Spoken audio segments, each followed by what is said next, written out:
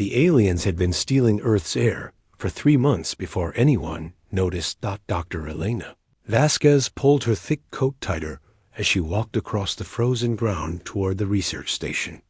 The wind in Antarctica was always cold, but today it seemed harder to breathe than usual. She blamed it on the long flight from Buenos Aires and the change in altitude.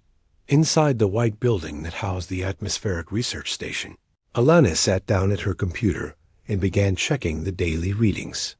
For 15 years she had been measuring the gases in Earth's atmosphere: oxygen, nitrogen, carbon dioxide, and dozens of other chemicals that made up the air people breathed every day. The numbers on her screen made her frown. The oxygen level was down by 0.003% from yesterday. That was tiny, almost nothing. But Elena had been doing this job long enough to know that oxygen levels did not just drop overnight. She checked the equipment. Everything was working. Fine.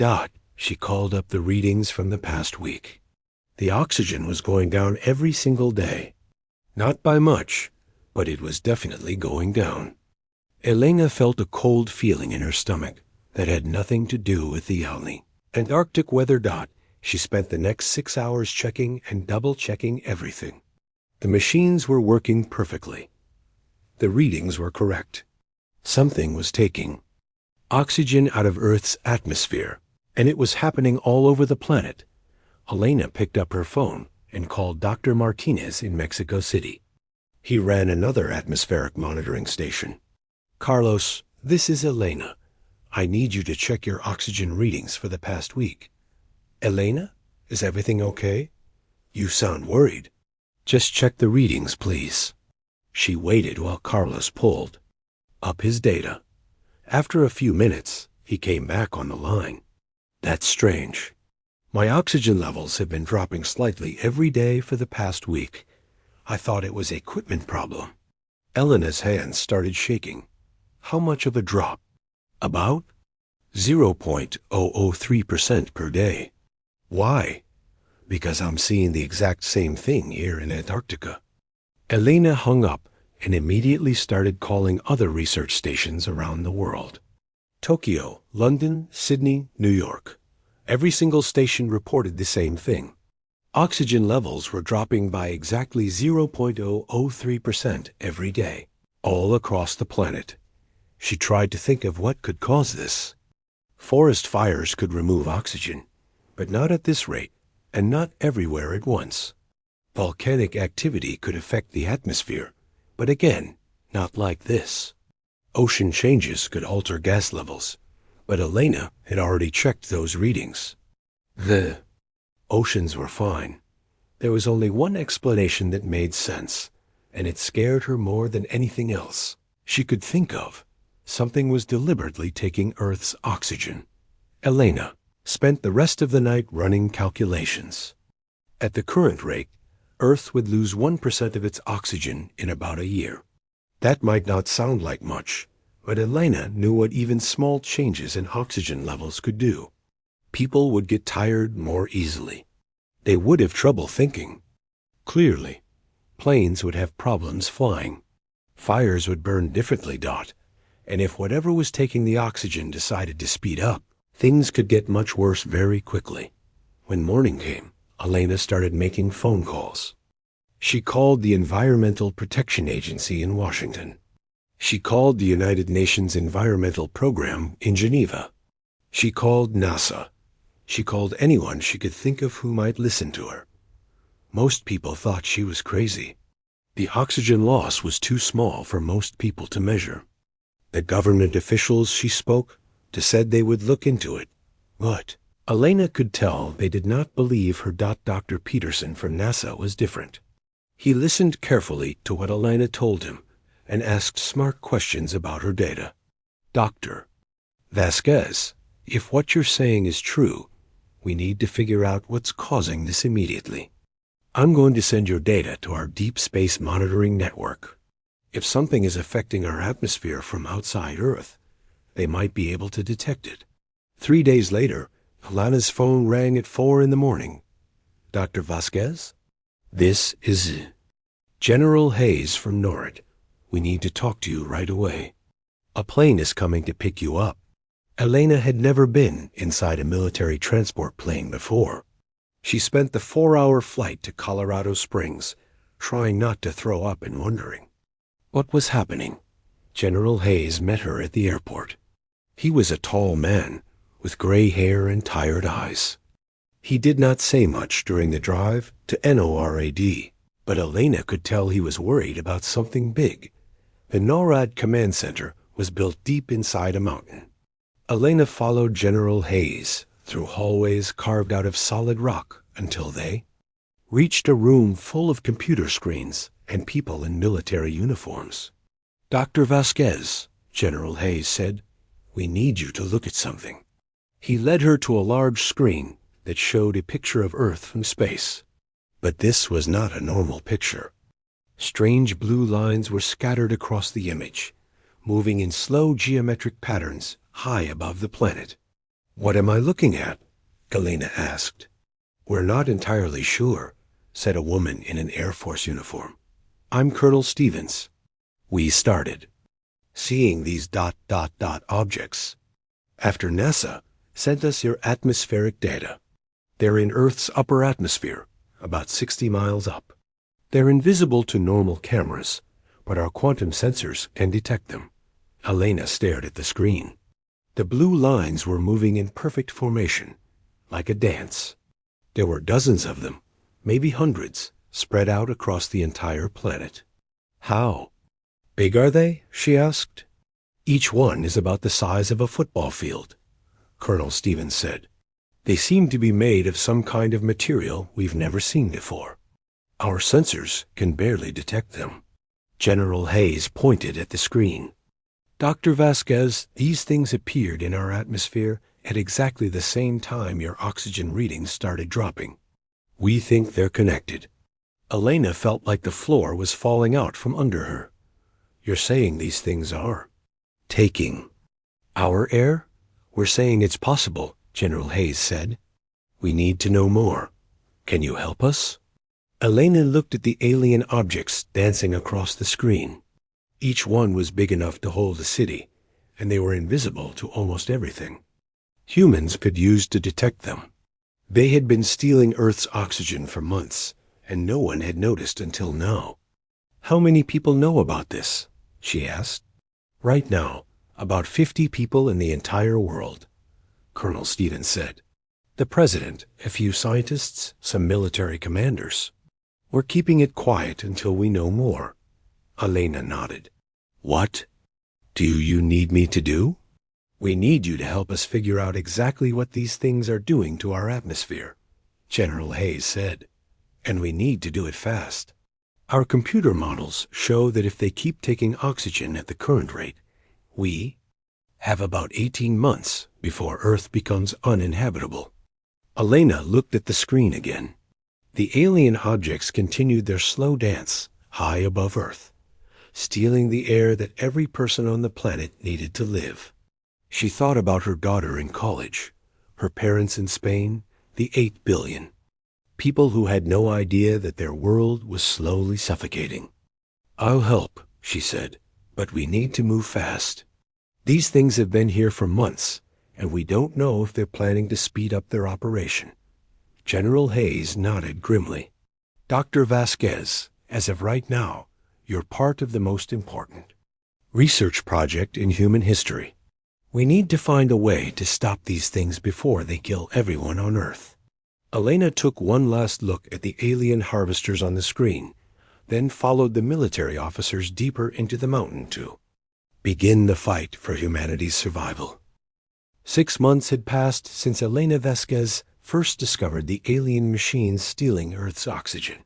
The situation had gotten much worse that Commander Sarah Chun stood in the underground war room beneath NORAD, looking at numbers that painted a terrible picture of humanity's future. The big screen showed Earth's oxygen levels dropping faster every week. What had started as a small daily loss was now a disaster that threatened all life on the planet. "How much time do we have left?" asked President Morrison. He had flown to Colorado Springs that morning for an emergency meeting with the world's top scientists and military leaders. Dr. Elena Vasquez, who had become the leading expert on the alien machines, checked her computer. At the current rate, we have 14 months before the oxygen level drops too low for human survival. Maybe less if they speed up their harvesting. The alien machines had been studied for months, but humanity still knew very little about them.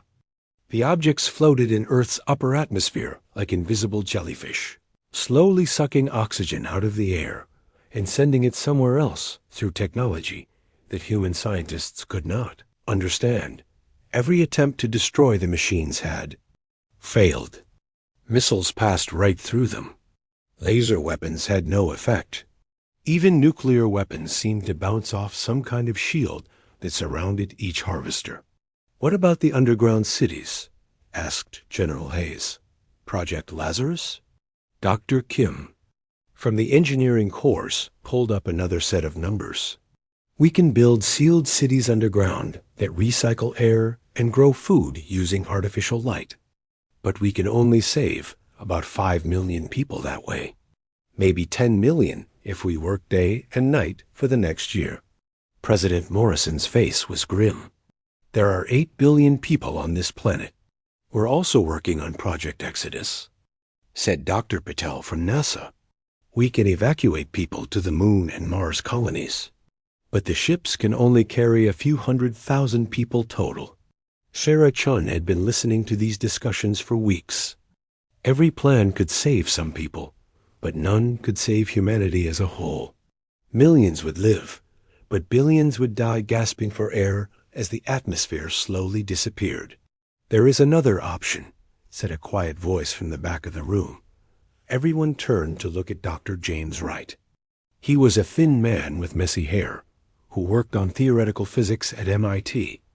For the past month, he had been studying the alien machines and working on something he called quantum field manipulation. "What kind of option?" President Morrison asked. Dr. Wright walked to the front of the room and connected his laptop to the main screen. Complex equations filled the display, along with diagrams that looked like three-dimensional spider webs. "The alien harvesters use some kind of quantum field technology to stay invisible and protected," Wright explained. "Our weapons can't touch them because they exist slightly outside normal space. But I think we can change that." Sarah Chun leaned forward. "How?" "We build quantum field disruptors, devices that can break down the quantum fields that protect the harvesters. If we detonate these disruptors in the upper atmosphere, we can destroy every alien machine around Earth at the same time." The room was quiet for a long moment. Finally, General Hayes spoke. "What's the catch, Doctor?" "There's always a catch." Wright took a deep breath. "The quantum disruptors would create a massive energy wave that travels faster than light. Any civilization within several light years would be able to detect it. We would be announcing to the entire galaxy that Earth exists, and that we have advanced weapons technology. So other aliens would know where we are." President Morrison said, double quotes, "Yes, and there's more. The quantum explosion would permanently change the space around Earth. Certain types of faster-than-light travel would become impossible in our solar system. We would be cutting ourselves off from the rest of the galaxy." Sarah Chun understood the problem immediately. "We'd be burning our bridges. No way to run and hide if something bigger and nastier comes looking for us." "Exactly," Wright said. "Once we do this, Earth becomes a fortress world. We're telling the galaxy that humanity is here, we're ready to fight, and we're not backing down." The president looked around the room at the assembled leaders. "What are our chances of success?" "The quantum disruptors should work," Wright said. "I'm 90% certain they'll destroy the harvesters. But I have no idea what will happen after that. We might attract attention from other alien species. Some of them might be friendly. Others might see us as a threat." Elena Vasquez stood. Mr. President, I've been studying these harvesters for 6 months. They're not some random accident. This is organized, planned. These aliens have been stealing oxygen from planets for a long time. Earth isn't their first victim. What are you saying, Doctor? I'm saying that if we don't fight back, we're all dead anyway. At least this way, we go down fighting. And maybe we save other worlds from the same fate. The debate that followed lasted for hours. Military leaders argued about the risks of exposing Earth to alien attention. Scientists discussed the technical challenges of building quantum disruptors. Politicians worried about the cost and the timeline. Sarah Chun listened to it all, but her mind was already made up. She had spent her career in the military protecting people. The idea of hiding underground while billions of innocent people suffocated was not something she could accept. I volunteer to lead the mission, she said during a brief pause in the discussion. Everyone looked at her. Commander Chun, this isn't a traditional military operation, General Hayes said. The disruptors have to be placed precisely in the upper atmosphere. One mistake and the whole plan fails. Then we don't make mistakes, Sarah said simply. Dr. Wright, how long do you need to build these devices? 3 months for the first prototypes. Another month for testing. If everything works, we could be ready to deploy in 4 months. President Morrison looked around the room one more time. This is the biggest decision in human history. We're not just talking about fighting for our survival. We're talking about changing humanity's place in the universe forever. Elena Vasquez spoke up again. Sir, every day we wait, more oxygen disappears. Every day we delay, more people will die when the atmosphere finally becomes too thin to breathe. We can hide and hope someone saves us, or we can save ourselves. The vote was taken by secret ballot. 17 people in the room wrote either yes or no on small pieces of paper. Sarah Chun collected the ballots and counted them while everyone watched. 17 votes for yes, she announced.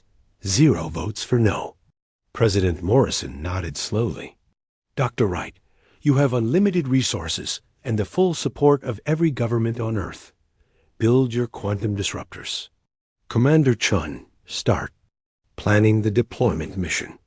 Everyone else, we have 4 months to prepare for whatever comes next. As the meeting broke up, Sarah Chun found herself standing next to Elena Vasquez. The scientist looked tired but determined. Do you think we're doing the right thing? Elena asked. Sarah looked up at the ceiling, thinking about the alien machines floating invisible in the sky above them, slowly strangling her planet. I think we're doing the only thing. Humanity has never been good at hiding or running away. We're much better at standing our ground, fighting back.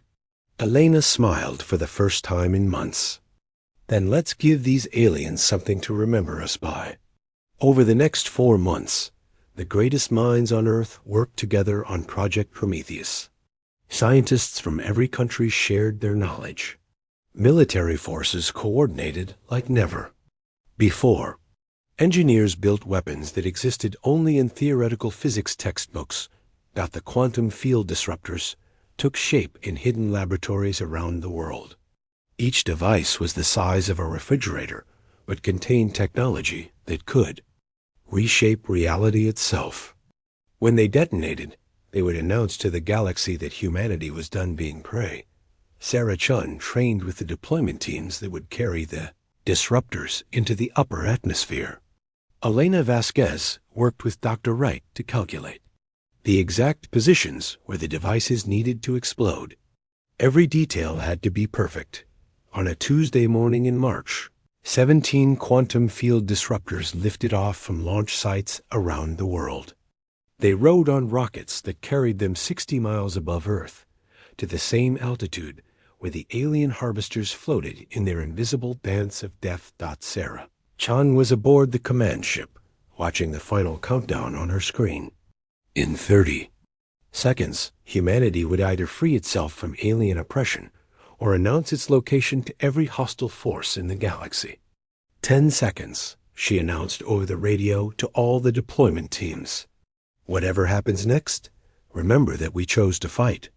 The disruptors detonated simultaneously, creating 17 miniature suns in Earth's upper atmosphere. The quantum cascade that followed lit up the night sky with colors that had no names, and every alien harvester within 1,000 miles simply ceased to exist. Humanity had burned its bridges and chosen war over surrender. Now they would discover what the galaxy thought of that decision. The quantum explosion that destroyed the alien harvesters did more than save Earth's atmosphere. It sent a message across space that traveled faster than light, reaching distant star systems in a matter of weeks. On the planet Vethka Prime, 800 light-years from Earth, High Harvester Zekthul felt the quantum ripples wash over his world's monitoring stations. For the first time in 3,000 years, one of his harvester fleets had been completely destroyed. Zekthul was old, even by the standards of his people. His body was a mixture of living tissue and mechanical parts, kept alive by the same technology that powered the atmospheric harvesters. He had overseen the slow death of 400 worlds, watching civilizations crumble as their air was stolen breath by breath. "Show me the energy readings again," he commanded his assistants. The data appeared on screens around the chamber. The quantum signature from the human homeworld was unlike anything in the Kethvari databases.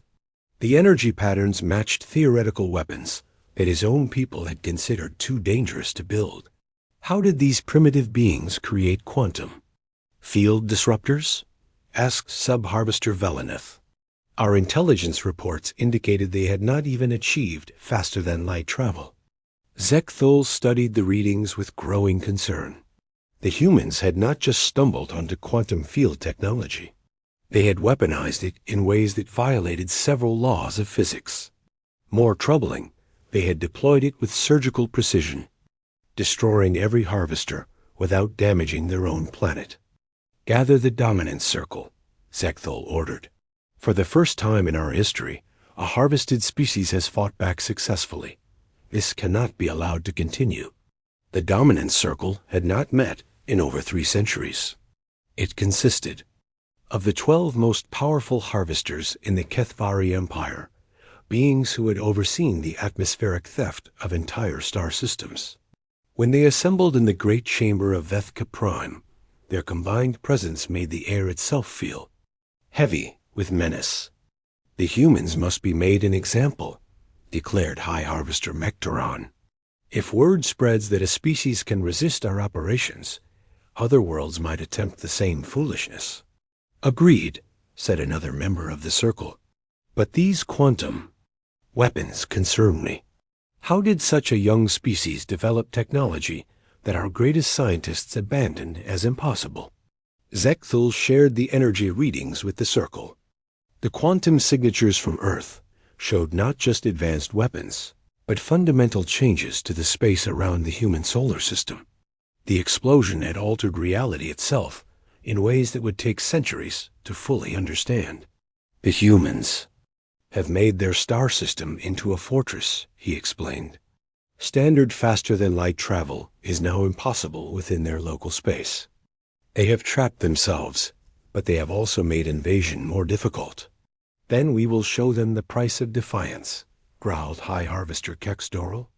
"Send the subjugation fleet. 300 ships should be more than enough to deal with one primitive world." The decision was unanimous. Within days, the largest Kethvari military fleet in 1,000 years began its journey toward Earth. They would make humanity an example that would echo across the galaxy for millennia. No species would dare interfere with atmospheric harvesting operations ever again. Meanwhile, on Earth, the effects of the quantum explosion were becoming clear. The alien harvesters were gone, and Earth's oxygen levels had stabilized. But the quantum field changes had trapped humanity in their own solar system, and those same changes were creating unexpected opportunities. Dr. James Wright stood in his laboratory, staring at a piece of metal that should not have been able to exist. The quantum cascade had made it possible to create materials that violated normal physics. The metal existed in multiple dimensions at the same time, making it incredibly strong and nearly impossible to destroy. "This is just the beginning," Wright told Commander Sarah Chun during one of their daily briefings. "The quantum changes around Earth are like a treasure box of new scientific possibilities. We can build things now that were pure fantasy just 6 months ago." Sarah examined the sample of impossible metal. "Can we use this to build better weapons?" "Better weapons, better ships, better everything," Wright said excitedly. "The quantum field alterations have given us access to technologies that most spacefaring civilizations take thousands of years to develop. We're jumping ahead by centuries of scientific advancement." Elena Vasquez joined the conversation. She had been promoted to head of the new Alien Technology Department, tasked with studying everything humanity had learned from the Harvester attack. "We've also made an important discovery about the Harvesters themselves. They weren't operating alone." She pulled up data on her computer. "The quantum patterns we detected suggest the Harvesters were part of a much larger network. The aliens who sent them have been doing this for a very long time, probably to hundreds of worlds." Sarah felt a cold chill. "You're saying there are other planets out there that had their air stolen?" "I'm saying there are probably dozens of dead worlds, scattered across this part of the galaxy, all of them killed the same way Earth almost was." The implications were staggering. Somewhere out there, an alien civilization was systematically destroying the atmospheres of inhabited worlds. Earth had been just another target in a campaign of genocide that had been going on for thousands of years. "They'll come for us," Sarah said quietly. "We destroyed their harvesters and showed them we have advanced weapons. They can't let that go unpunished." Wright nodded grimly. "Our computer models suggest we have between 12 and 18 months before they can organize a response. The quantum ripples from our explosion will take time to reach their homeworld, and they'll need time to prepare a fleet large enough to deal with us." "How much time do we need?" Sarah asked. "To build a real defense? At least 2 years, maybe 3. Elena looked up from her computer. "Then we need to use every day we have. If these aliens have been killing worlds for thousands of years, they're not going to stop with Earth. This is bigger than just our survival. This is about stopping a galaxy-wide genocide." Over the following months, humanity threw itself into preparation with desperate intensity. The quantum field changes around Earth had created opportunities, but they had also created challenges. Ships could no longer use normal faster-than-light engines within the solar system, forcing engineers to develop entirely new forms of propulsion. The breakthrough came when Dr. Wright's team discovered that the quantum alterations allowed for something called phase shift technology. Objects could be moved slightly outside normal space, making them invisible to most sensors and weapons, while still allowing them to affect the physical world. "It's like being a ghost that can still punch people," Wright explained to a gathering of military commanders. "A phase-shifted ship can be in the same location as an enemy vessel without either one being damaged, but the phase-shifted ship can still fire weapons at targets in normal space." Sarah Chun immediately saw the potential. "We can build defense platforms that are invisible until they attack. An enemy fleet won't know what hit them." Construction began immediately. Every asteroid in the solar system was hollowed out and turned into a hidden weapons platform. Every planet received phase-shifted defense installations that existed in multiple dimensions simultaneously. Earth itself was wrapped in layers of quantum shielding that made it appear as empty space to external observers. The work was exhausting and dangerous. Several construction crews were lost when their equipment malfunctioned and sent them into quantum dimensions that humans were not meant to visit. But the work continued, driven by the knowledge that failure meant extinction. Elena Vasquez spent her time developing. Long-range sensors that could detect approaching alien fleets while remaining hidden behind Earth's quantum barriers. The sensors used principles that had been impossible before the quantum cascade, reaching across hundreds of light years while leaving no trace of their operation. 18 months after the quantum explosion, Elena's sensors detected what everyone had been dreading. A massive fleet of alien ships had appeared at the edge of the galaxy's spiral arm, moving toward Earth at faster-than-light speeds. "How many ships?" Sarah asked when Elena called with the news. 312, Elena replied. "They're big, Sarah. Much bigger than anything we've ever built. And they're coming fast." Sarah looked out the window of her office at the peaceful Earth sky. Somewhere up there, hidden in quantum dimensions, were the defense platforms that represented humanity's best hope for survival. In 6 months, they would find out if human ingenuity was enough to stand against an alien empire that had been conquering worlds for millennia. "Then we'd better be ready for them," Sarah said, "because humanity doesn't have anywhere left to run." High Admiral Vexcor stood on the bridge of his flagship as the Kethvari subjugation fleet dropped out of faster-than-light travel at the edge of the human star system. 300 ships spread out in perfect formation, ready to destroy the primitive world that had dared to resist the atmospheric collective. "Begin scanning the system," Vexcor ordered. "I want to know the location of every human ship and defense platform before we advance." The sensor officer worked at his station for several minutes before looking up with confusion. "Admiral, the readings don't make sense. The quantum distortions are interfering with our equipment. I can't get clear readings on anything." Vexcor moved to examine the sensor displays himself. The human star system looked like a maze of twisted space-time. Quantum anomalies were scattered throughout the area, creating blind spots and false readings that made navigation dangerous. "How extensive are these distortions?" he asked. "They appear to cover the entire system, sir, from the outer planets all the way to the central star. It's like the humans have weaponized their entire solar system." Vexcor had conquered 47 worlds during his military career. He had never encountered anything like this. Most civilizations built a few orbital defense platforms and hoped for the best. The humans had somehow turned the space around their star into a weapon. "Send scout. Ships ahead," he commanded. "We need to map these quantum anomalies before the main fleet advances." The first scout ship moved carefully into the outer edge of the solar system. For 20 minutes, it transmitted normal readings as it slowly approached the human's outermost planet. Then, without warning, it simply vanished from all sensors. "What happened to Scout 1? Vexcor demanded. "Unknown, sir. It just stopped existing. No explosion, no debris, no distress signal. One moment it was there, the next it wasn't." Vexcor ordered a second scout forward. This one lasted 37 minutes before it too disappeared.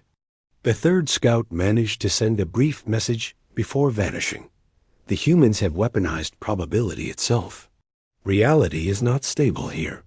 A fourth scout was sent, equipped with the most advanced sensors in the Kethvari fleet. It lasted longer than the others, transmitting detailed readings as it moved through the quantum maze. What it found was impossible. "Admiral," the communications officer reported, "Scout 4 is transmitting data about human defense platforms that exist in 11 different dimensions simultaneously. They can phase in and out of normal space at will." "That's impossible," Vexcor said. "No civilization masters 11-dimensional technology without thousands of years of development." The scout is also reporting weapon signatures that violate several laws of physics. Energy beams that travel backward through time, missiles that exist in multiple locations at once, and defensive shields made of crystallized spacetime. Before Vexcor could respond, Scout 4 sent its final transmission. "They're not just defending their planet. They've turned their entire star system into a single massive weapon. The humans have learned to fight with the universe itself. Then, Scout 4 joined its companions in non-existence. Vexcor stared at the sensor displays that showed nothing but quantum static where his scouts had disappeared. In his 3 centuries of military service, he had never encountered an enemy that could make his ships forget they existed. "Admiral," his tactical officer said quietly, "perhaps we should reconsider our approach. The humans clearly have technologies we don't understand." "No," Vexcor said firmly. High Harvester Zek Thul ordered the complete destruction of this species. "We will advance with the full fleet and overwhelm whatever tricks they have prepared." What Admiral Vexcor didn't understand was that humanity had spent 18 months turning their solar system into the galaxy's most elaborate trap. Every asteroid belt had been seeded with quantum mines that could erase objects from reality. Every planet hosted defense platforms that existed in multiple dimensions and could strike at enemies from impossible angles. Earth itself had become something that defied description. The planet existed inside a quantum bubble that made it appear as empty space to anyone looking from outside, while allowing its inhabitants to observe and target anything in the surrounding area. Commander Sarah Chun watched the approaching alien fleet from the hidden command center buried deep beneath the Rocky Mountains. Banks of screens showed her everything happening in the solar system, fed by sensors that the aliens couldn't detect. "How many ships do they have left?" she asked. 296, reported Lieutenant Torres. "They lost 4 scouts. Trying to navigate our outer defenses." Sarah nodded. The quantum maze had worked exactly as planned. The aliens were flying blind, unable to get accurate readings on human positions or capabilities. Meanwhile, humanity could see every move the enemy fleet made. "Dr. Wright, are the phase shift platforms ready?" Wright checked his instruments. "All platforms are charged and standing by. The aliens won't be able to detect them until they start firing." Elena Vasquez looked up from her station. "Sarah, the alien fleet is changing formation. They're spreading out and advancing on multiple vectors." "They're trying to avoid our traps," Sarah observed. "Too bad for them that our traps are everywhere." The Kethvari fleet moved deeper into the solar system, trying to avoid the quantum anomalies while maintaining their attack formation. Admiral Vexcor was beginning to realize that he had seriously underestimated these humans. "Sir," his sensor officer reported, "we're detecting massive energy buildups throughout the system. Whatever the humans are planning, they're about to." "Do it." Vexcor gripped the railing of his command bridge. "All ships, prepare for combat. Target anything that looks like a human installation." But there was nothing to target. The human defense platforms remained phase-shifted, invisible to Kethvari sensors. Earth itself looked like empty space. The alien fleet was shooting at ghosts. While being surrounded by weapons, they couldn't see the battle began when the first Kethvari ship entered Earth's orbital space. Suddenly, defense platforms materialized from quantum foam all around the alien fleet. Weapons that existed in 11 dimensions opened fire simultaneously, hitting the alien ships from angles that shouldn't have been possible. The Kethvari flagship shuddered as energy beams struck it from above, below, and from directions that didn't exist in normal 3-dimensional space. Admiral Vexcor watched in horror as his ships began exploding around him, destroyed by weapons they couldn't see until it was too late. "Return fire," he shouted. "Target those platforms." But every time his ships aimed at a human defense platform, it would phase shift into another dimension, becoming untouchable while continuing to fire back. The platforms could hit the aliens, but the aliens couldn't hit them back. "Admiral," his tactical officer called out, "our weapons are having no effect. The human platforms keep disappearing and reappearing in different locations. Worse, some." of the human weapons seemed to ignore the concept of time itself. Kethvari ships were being destroyed before the humans even fired their weapons. Missiles were hitting their targets and then traveling backward through time to be launched. "This is impossible," Vexkor screamed as another wave of his ships exploded. "How can they fight with weapons that don't obey physics?" The answer was that humanity had learned to use the quantum field changes around Earth to build weapons that redefined what was possible. They weren't just fighting the alien fleet with superior technology. They were fighting with reality itself. As their weapon, Elena Vasquez watched the battle from her command station, coordinating the defense platforms through quantum communication links.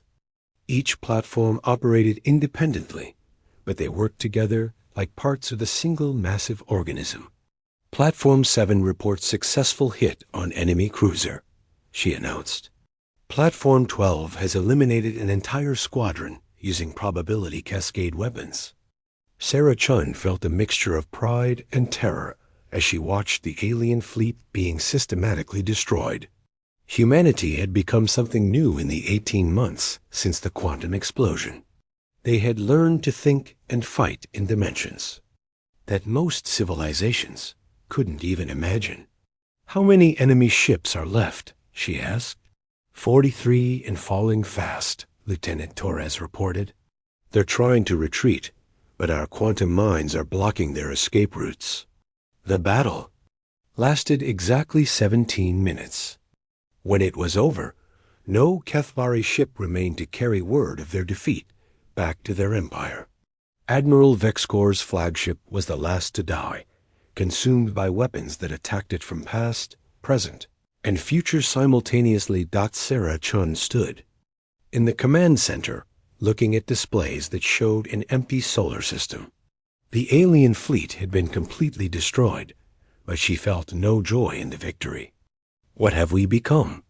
she asked quietly. Dr. Wright overheard her question. "We've become whatever we needed to become to survive," he said. "The question now is whether the rest of the galaxy is ready for what humanity has turned into."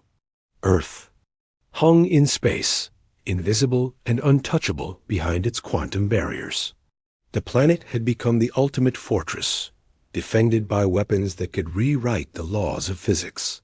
But it was also the ultimate prison, cut off from the galaxy by the same barriers that protected it. 3 years had passed since humanity destroyed the Kethvari subjugation fleet. Earth remained hidden behind its quantum barriers, safe but completely isolated from the rest of the galaxy. The planet had become the most secure fortress in known space, but it was also the loneliest place in the universe. Dr. Elena Vasquez stood in her laboratory, studying quantum echoes from the destroyed alien ships. She had become an expert at reading the traces left behind by faster-than-light technology, learning to see the invisible highways that connected star systems across the galaxy. "I've found something," she announced during the daily briefing with Commander Sarah Chun and Dr. James Wright. The Kethvari fleet left quantum navigation data in their ship computers. "I've been able to reconstruct the locations of other worlds they've attacked." Sarah leaned forward. "How many worlds?" Elena pulled up a star map on the main screen. Red dots appeared across 3 spiral arms of the galaxy, each one representing a planet where the atmospheric harvesters had done their work. 237 confirmed locations, Elena said quietly. "Some of these attacks happened thousands of years ago. Others are more recent, and some of them are happening right now." The room fell silent as everyone stared at the map. Each red dot represented an entire world where billions of people had slowly suffocated as their air was stolen. The scale of the genocide was almost impossible to comprehend. "This one," Elena pointed to a star system 47 light years away, "shows signs of active atmospheric harvesting. The quantum signatures suggest a civilization roughly equivalent to Earth's Industrial Revolution period. They're being killed right now, and they don't even know it." Dr. Wright studied the Dada. If we could break through our own quantum barriers, we could reach that system in about 6 months using conventional faster-than-light travel. But we can't break through the barriers, Sarah said. That's the whole point. We're trapped here, just like everything else is trapped out there. Elena shook her head. Not necessarily. I've been working on something I call quantum archaeology. By studying the echoes left by destroyed ships, I can map the quantum tunnels they used to travel between stars. If we could build ships that exist, partially outside normal spacetime, they might be able to tunnel through our own barriers. Bright's eyes lit up with understanding. Quantum tunneling ships. They would exist in the same phase-shifted dimensions as our defense platforms, but mobile. They could carry their own pocket of weaponized spacetime with them. Exactly, Elena said. Each ship would be a miniature version of what Earth has become. A mobile fortress that can rewrite physics in the space around it. Sarah Chun thought about the implications. For 3 years, humanity had been content to hide behind their quantum walls, safe but isolated. But the knowledge that other worlds were dying while they sat in safety was difficult to accept. How long would it take to build a ship like that? She asked. With our current technology, about 8 months for a prototype, Wright said. Maybe a year for a fully operational vessel. The debate that followed lasted for weeks. Many people argued that humanity should remain hidden and safe. They had barely survived one alien attack, and venturing into the galaxy might attract the attention of even more dangerous enemies. But Elena's discovery had changed everything. The knowledge that the Kethvari Empire was still out there, still killing worlds, made isolation feel like cowardice rather than wisdom. The decision came when long-range quantum sensors detected another massive alien fleet gathering in a system 600 light-years away. The energy signatures were different from the Kethvari, suggesting that humanity's first victory had attracted attention from other hostile civilizations. They're coming for us anyway, Sarah told the emergency session of Earth's leadership. Council, we can sit here and wait for them to figure out how to break through our defenses, or we can take the fight to them first. Construction of the first quantum tunneling Dreadnought began immediately. The ship was massive, nearly 2 miles long, built around a core of quantum field generators that could manipulate reality in the space around it. The design combined everything humanity had learned about phase shift technology, probability weapons, and 11-dimensional engineering. The UEDF Prometheus was more than just a warship. It was a piece of Earth itself, wrapped in quantum barriers and armed with weapons that could make enemy fleets forget they existed. The ship carried a crew of 300 volunteers who had trained for months to think and fight in multiple dimensions simultaneously. Commander Sarah Chun stood on the bridge of the Prometheus as the ship prepared for its first quantum tunnel. Through the viewports, Earth looked normal, but she knew that was an illusion. The planet existed in a state of controlled quantum uncertainty, simultaneously present and absent from normal space. Dr. Wright, are the quantum tunneling systems ready? She asked. Wright checked his instruments. All systems green. The ship's quantum bubble is stable, and we've calculated the tunnel coordinates to the Kethvari homeworld. Elena Vasquez, now serving as the ship's navigation officer, pulled up the target system on her screens. Vethka Prime is 800 light-years away. If our calculations are correct, we should arrive there in approximately 72 hours. Sarah took a deep breath. Then let's go show these aliens what happens when you steal air from innocent people. The Prometheus activated its quantum tunneling drive and simply stepped sideways out of normal reality. For 3 days, the ship traveled through dimensions that had no names, carrying its pocket of weaponized spacetime across the galaxy like a sword aimed at the heart of an empire. When the Dreadnought emerged in the Vethka system, it materialized directly above the Kethvari homeworld without warning. The planet's defense fleet scrambled to respond, but they were facing weapons and tactics they had never encountered before. Sarah Chun opened communication channels across all known frequencies and began broadcasting in 17 different languages. "This is Admiral Sarah Chun of the United Earth Defense Force. You have harvested your last world. Surrender your atmospheric processing technology and withdraw from all occupied systems or face extinction. You have one standard day to comply." The Kethvari response came in the form of their entire home defense fleet. Over 2,000 ships, representing centuries of technological development and military experience, rose from the planet's surface and orbital stations to face the single human vessel. High Harvester Zekthul himself commanded the defense fleet from his flagship. He had lived for over 3,000 years and had never encountered a species that could threaten the Kethvari Empire. But the quantum signatures from the human ship were unlike anything in his databases. "Destroy that vessel," he commanded. "Show these humans the price of defying the atmospheric collective." The battle that followed was less a fight than a demonstration of how thoroughly humanity had transcended normal military thinking. The Prometheus existed in multiple dimensions simultaneously, allowing it to be in several places at once, while its weapons struck from angles that violated geometry itself. Kethvari ships exploded before they could fire their weapons. Others simply ceased to exist, erased from reality by probability weapons that retroactively prevented their construction.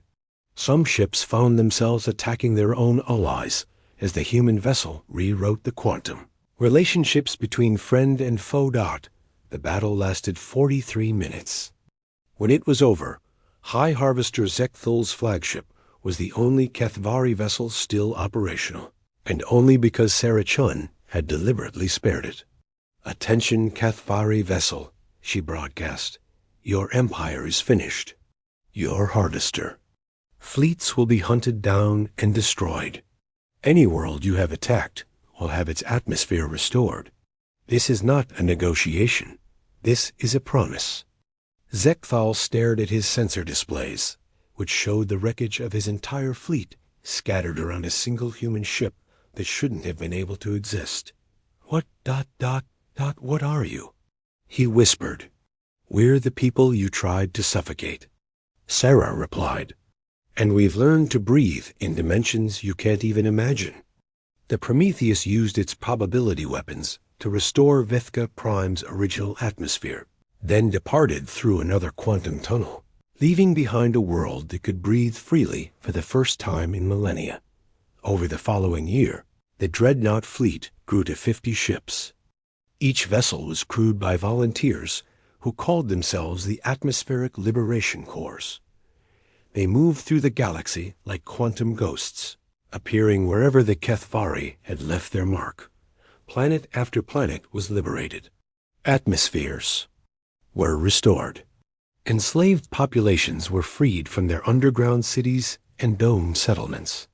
The Kethvari Empire collapsed within 18 months as world after world threw off their oppressors. Elena Vasquez stood on the bridge of the UED-F Lazarus, watching another planet's sky clear as its stolen atmosphere was returned. Children who had never seen an open sky stepped outside for the first time in their lives. "How many more worlds are on the list?" asked Captain Rodriguez. Elena checked her navigation computer. 47 confirmed locations where atmospheric harvesting is still active. Maybe more that we haven't discovered yet.